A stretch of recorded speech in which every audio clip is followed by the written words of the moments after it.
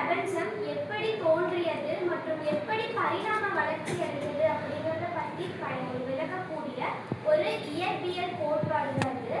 இந்த பெருவெடிப்பு கோட்பாடுங்கிறது சுமார் 18.3 பில்லியன் ஆண்டுகளுக்கு முன்னாடி நம்ம பிரபஞ்சத்தில் இருக்கக்கூடிய எல்லா பொருட்களும் காலமும் ஆற்றலும் ஒரு ஒற்றை புள்ளியில ஒடுங்கி இருந்ததா சொல்றாங்க.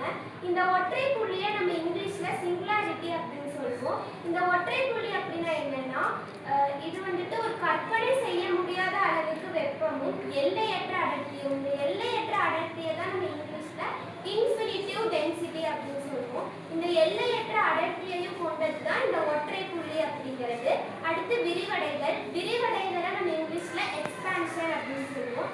இந்த விரிவடைதல் அப்படின்னா என்னன்னா, பிரபஞ்சம் வந்துட்டு அந்த ஒற்றை புள்ளியிலிருந்து திடீரென விரிவடைய தொடங்கியது அப்படின்னு சொல்றாங்க. இது வந்துட்டு ஒரு பெருவெடிப்பு அப்படின்னு சொல்ல முடியாது.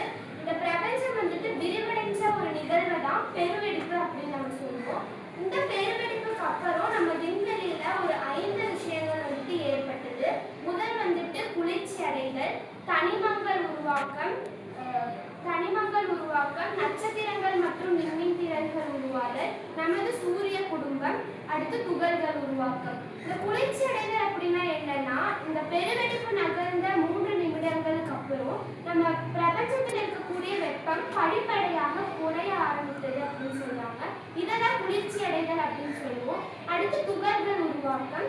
இந்த பெருவெடிப்புக்கு அப்புறம் வெப்பம் வந்துட்டு குறைந்த உடனே எலக்ட்ரான், புரோட்டான், நியூட்ரான் போன்ற துகள்கள் அணுக்கருக்கள்ல உருவாக ஆரம்பிச்சது அப்படின்னு சொல்றாங்க. அடுத்து முதல் தனிமங்கள். பெருவெடிப்பு நகர்ந்த சில நொடிகளிலேயே ஹைட்ரஜன் மற்றும் ஹீலியம் போன்ற வாயுக்கள் வந்துட்டு நம்ம பிரபஞ்சத்துல தோன்றியது அப்படின்னு சொல்றாங்க. அடுத்து விண்மீன்கள் மற்றும் விண்மீன் திரள்கள் உருவாதல். இந்த பெருவெடிப்பு நகர்ந்த 8.3 பில்லியன் ஆண்டுகளுக்கு அப்புறம் நம்ம விண்வெளியில் இருக்கக்கூடிய எல்லா பொருட்களும் ஈர்ப்பு விசையினால ஒன்றோடு ஒன்று இணைய தொடங்கியது. இணைஞ்சுதான் விண்மீன்களாகவும் நட்சத்திரங்களாகவும் விண்மீன் திரள்களாகவும் உருவானதா சொல்றாங்க. அடுத்து நமது சூரிய குடும்பம் மற்றும் பூமி இதே மாதிரி தான் 9.4 பில்லியன் ஆண்டுகளுக்கு அப்புறம் நம்ம